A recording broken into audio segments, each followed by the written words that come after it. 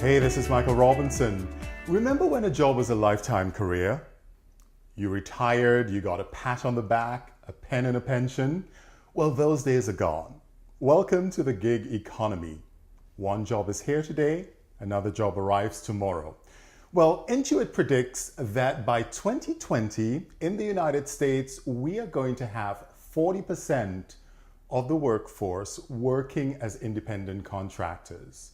So the landscape of jobs are changing, the economic conditions are evolving, and the reason being that technology is playing a huge role in this factor. So is artificial intelligence, and so is emerging markets. The world is becoming smaller, the marketplace more competitive. So how do we deal with this? What do we do as a people looking forward in terms of the job market? Well, millennials have been raised in the gig economy, and they have been adjusting very nicely. They understand the dynamics of what that means to have multiple jobs or a plateau of jobs on the horizon. But for other generations, what are we doing? So one of the answers is reinvention, and we've spoken about that on my shows before. But today we're going to be focusing on what reinvention means to generations that are older than millennials. And joining me is my guest, Robert Painley, who is a medium and an intuitive life coach. And Robert has invented himself from being in the corporate sector for 35 years to evolving into being this new, exciting person. Tell us New about... and improved, hopefully. New and improved, is that what it is? I think so, I hope so. Well, I think it is. So tell us about this, Robert. What does it mean to have done 35 years in the corporate private sector and now evolve into this new realm of business? I think when I first started into the corporate sector 35 years ago, I looked at my dad, and my dad was a career man at one company for many, many years, for his entire working career, and actually got a buyout, after 35, 40 years being employed by that company. He got a pen and a pension. Absolutely. got a nice corporate buyout, right. And that time to retire. So at 50 years old, that was his end of his career, and tried to figure out what he needed to do, and he was fine and enjoyed the rest of his life, and is still going at 82. But for myself, kind of something similar happened to me, where I got in, saw my dad have this type of career, and thought this was going to be what happened to me. And I stayed in those careers in the international business segment for almost 20 years, 3 different companies, but doing the same type of job, setting up international distribution networks and things of that nature for many, many years. After 9/11, it became very difficult to do all that travel, so I changed sectors and went into the education sector, where I was home more often for the next 15 years. And after about 15 years in the industry, they said, "Hey, we're reorging. Here's what's going to happen to you. Here's your little nest egg. Have a nice life, and thank you for all your service." And found myself in a position where, now what do I do? And I think that's a lot of people find themselves in that situation. And so I thankfully had something in the background that I've been doing for many, many years. And so I opened a company within a month of leaving that job, and have pursued that passion ever since. So that's a scary proposition for many people, right? Starting a business on their own. Sure. And what does that mean? So how would you advise people who are thinking of reinventing themselves to pursue this in a meaningful way that makes sense in terms of the financial part of life? Sure. And in terms of their career? I mean, how do you reinvent yourself in a way that allows you to make money and do something that you love? Correct. Make sure you gentlemen include the camera in the conversation a little bit. Okay. Well, I think the first thing that you want to do is, rule number 1 for me is, don't panic. The third, I think that you really need to take a look at what's happening in your life. Sit back, reassess. Don't go into a mode. Obviously, you have bills to pay and things of that nature. Perhaps many people in this economy don't have a lot of financial backing. I mean, they're 1 or 2 paychecks away from real financial issues. So again, first thing that you should do while you're working is to have some savings out there. But don't panic when something happens to you. write down. I always find I'm a big believer in writing down, a pro column and a con column, and finding what's beneficial for me at this juncture. What can I do to move forward? And I did that for myself as well. So I looked at all of the assets that I have, but assets aren't always financial. They are what I bring to the table of being in the industry, two different industries for 35 years. What do I bring to the table? What is my skill set? What have I learned? What do I need to learn? And quite frankly, what do I like to do? At this age, I don't want to do anything that I find boring, tedious, or something like that. Sometimes you have to do that, depending on, again, your financial background. I was lucky enough that the company took care of me in a little financial matter, which was very nice.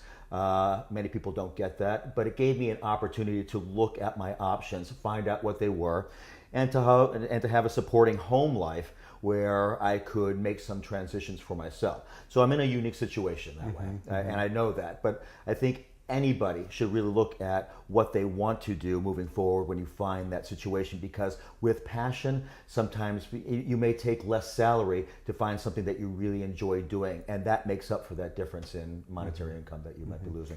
One of the things that people have to do is to sort of go back and learn new skill sets, right? Right, absolutely. Go back to school sometimes and even expand their education.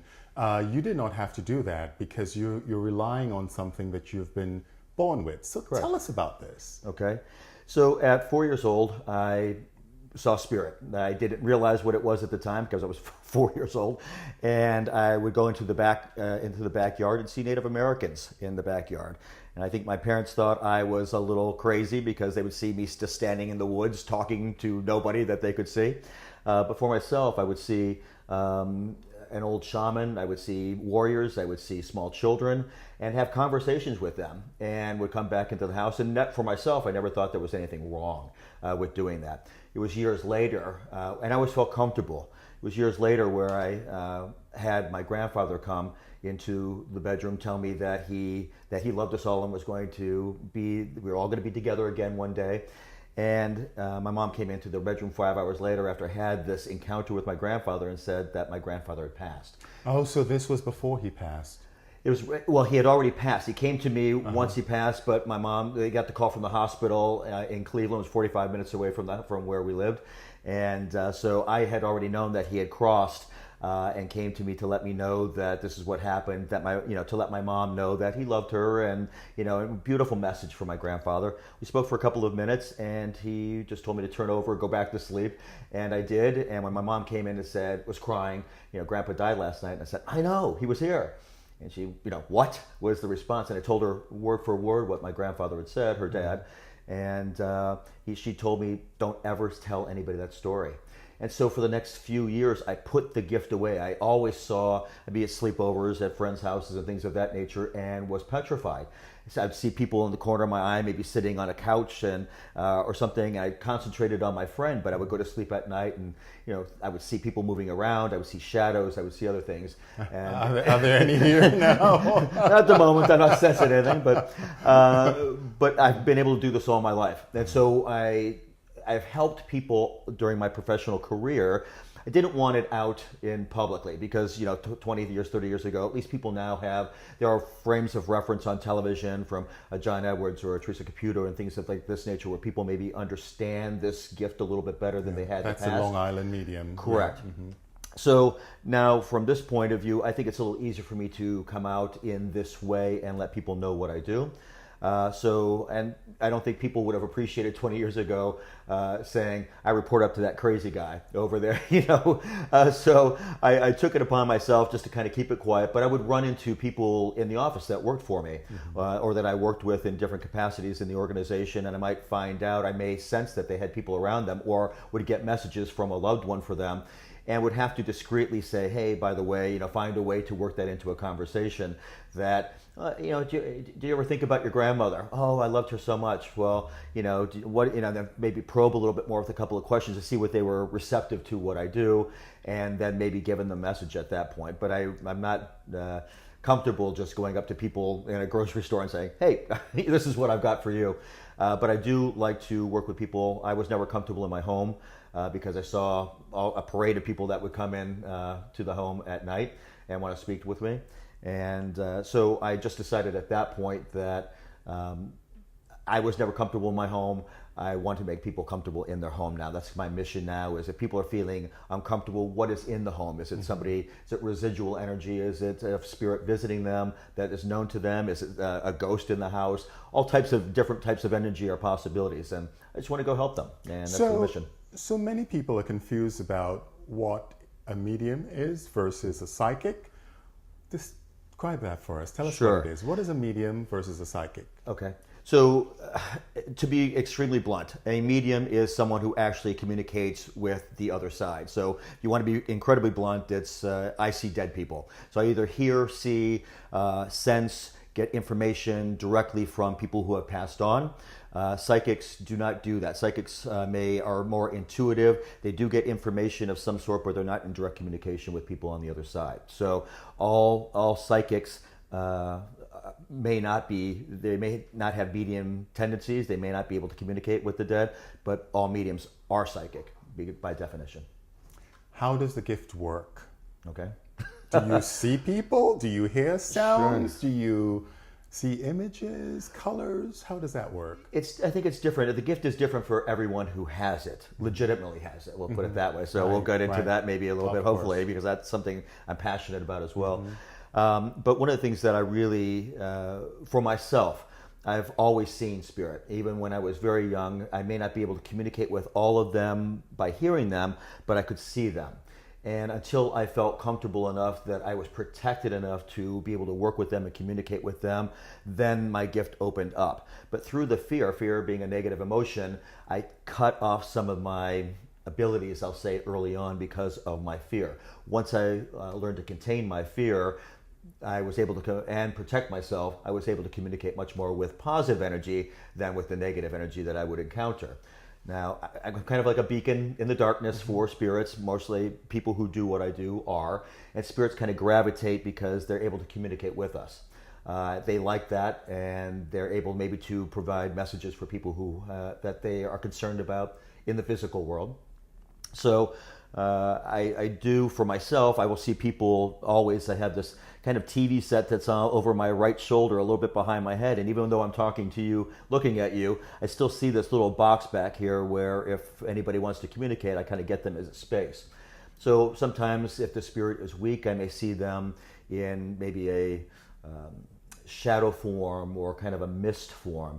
But stronger spirits I will see just like I'm talking to you. I can see them that clearly, and they present themselves in a way, and that happens frequently. So it just depends on how the frequency of the spirit. Sometimes they won't show themselves if they committed suicide. If they're embarrassed in any way for things that they may have done on the physical plane, they may be a little embarrassed to show themselves.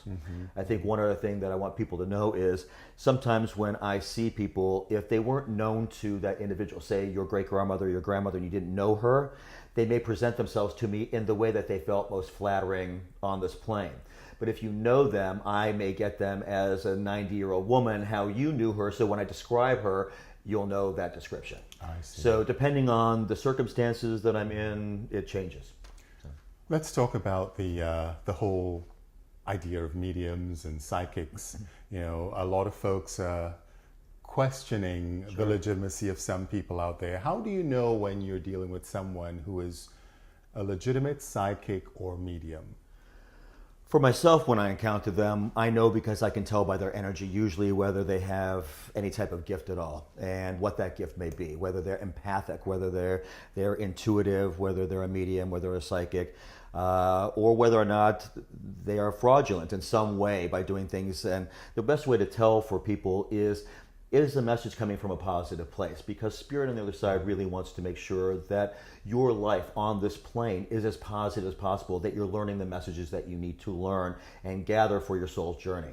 So anybody that comes up to you, and a story that resonates with me is I had one of my best friends die recently, within the last couple of months, and she too was a medium. And what happened to her was that her best friend put on social media, my friend so-and-so died and I miss her terribly and it's never going to be the same, which was very lovely to put on social media. But within 24 hours, she had someone reach out to her and telling her that her friend hadn't crossed over. And if she wanted her friend's spirit to cross over, invite him over and, pay a certain amount of money and they can cross them over together. please don't ever do that. And I'll tell it directly to the camera. To anybody who's playing on your emotions, this is something that you should be skeptical right away. I'm not saying that don't have a gift, but I would never really go to anybody that is playing on any type of emotion, negative emotion, sadness, fear, sorrow, to get you to try to utilize their services anyway. I've never done that. I really have, until very recently, I've had no social presence, and I work continuously because people find out about who I am through word of mouth. And that to me is the best testimony about my skill set, what I do. And it's not me, it's the gift that comes, and the people on the other side who I'm basically just an interpreter for information. You know, if I spoke Spanish and needed to translate for you, but this is what I do, is I translate for spirit so that you can get the message that you need to move forward, hopefully on your best life path. Gotcha. Now, a lot of us are questioning what is on the other side. I mean, it's fascinating that you've actually been able to sort of glimpse into a realm that most of us have no idea or knowledge of what is there. So when you talk about spirit, when you talk about angels, when you talk about guardian angels, tell me what all that means. What does it look like? What does it mean? So to start off with, I don't get to see the other side. So what are you seeing then? So when I go to cross somebody over, I get this, they say there's a veil, and Right. for me, that's what it looks like. So I see kind of black spaces, black nothingness out there. But when I'm crossing somebody over, I will use somebody that maybe the person I'm trying to cross relates to.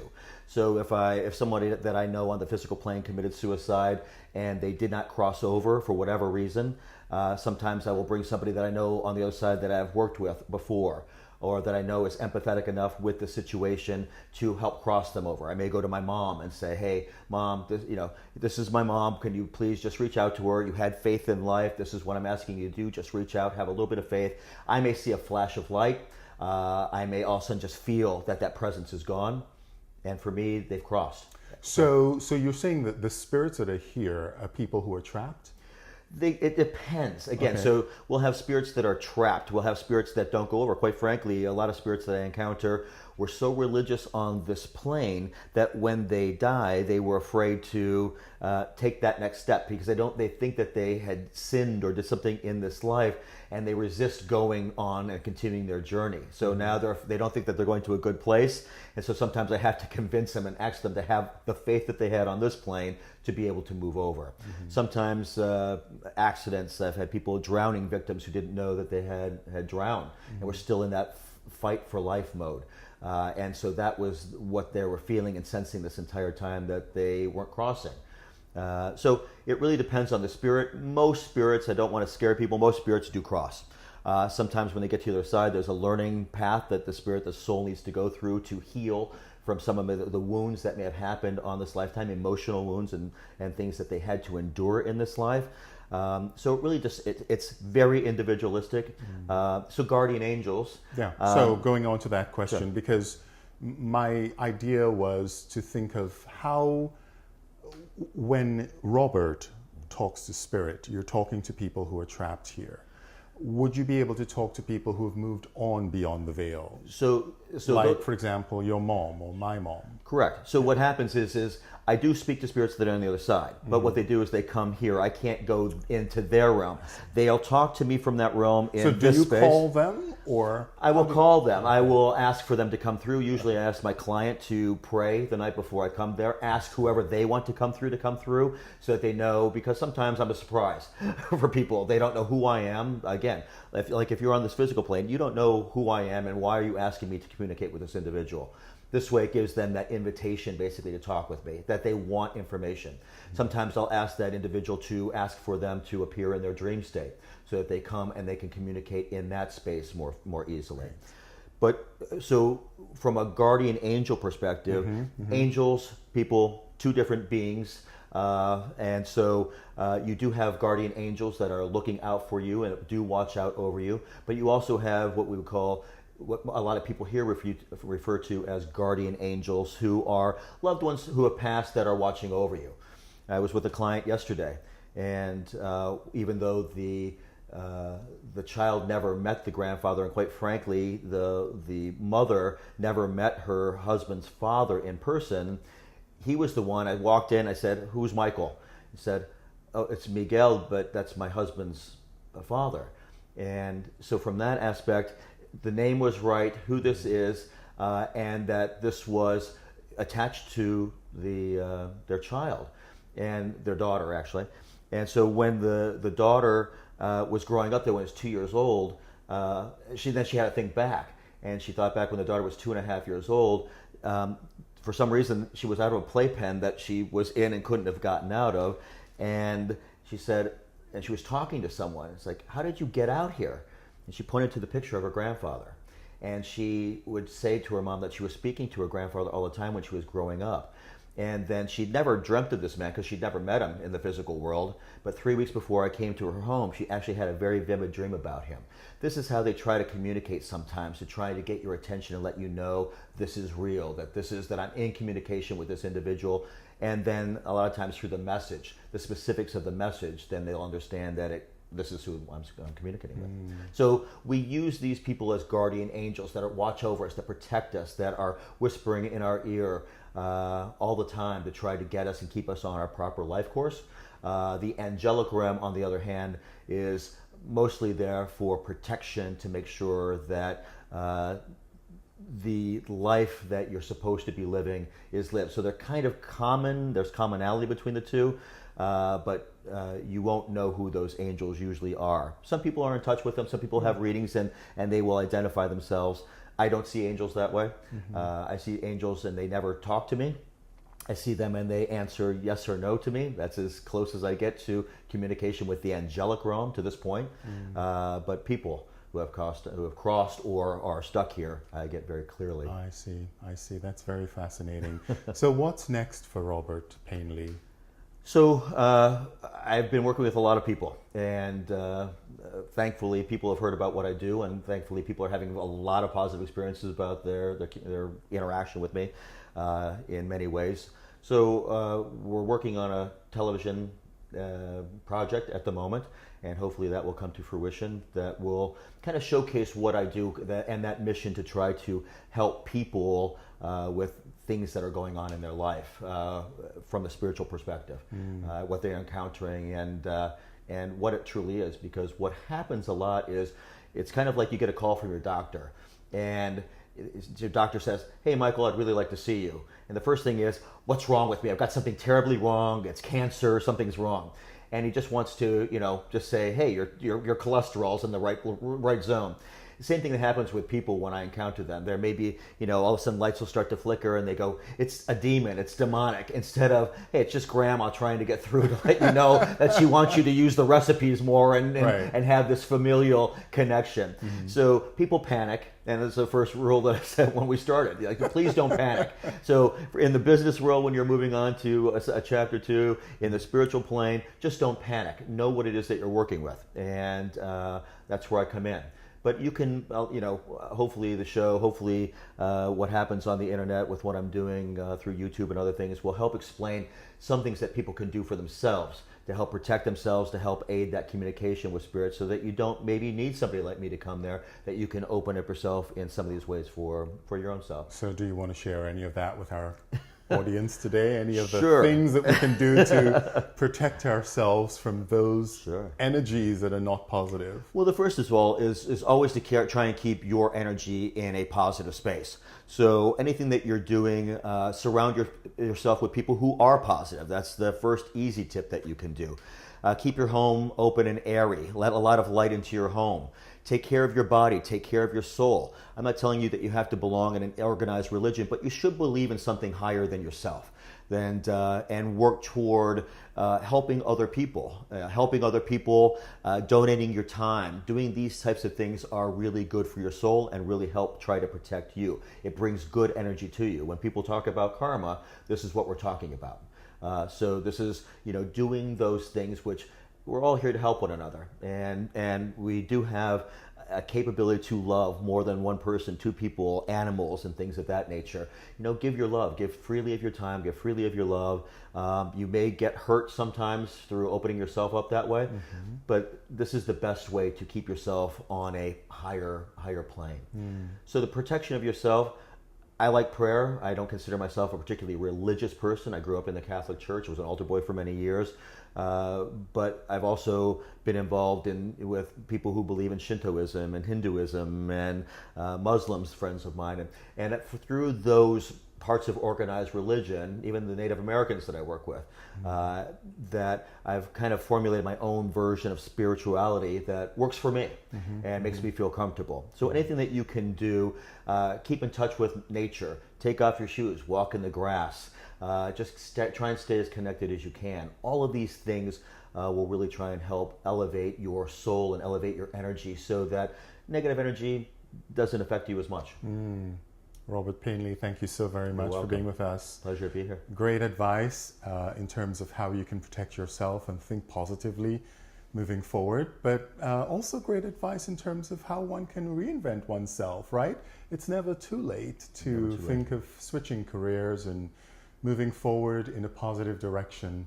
I'm Michael Robinson. Please don't forget to like me on YouTube, follow my videos by subscribing, and I'm daily on Microbin Radio. Just download our free app from the App Store, and podcasts are available on iTunes. Just look for the Michael S. Robinson Show. Until next time, remember, this is your time. Use it wisely.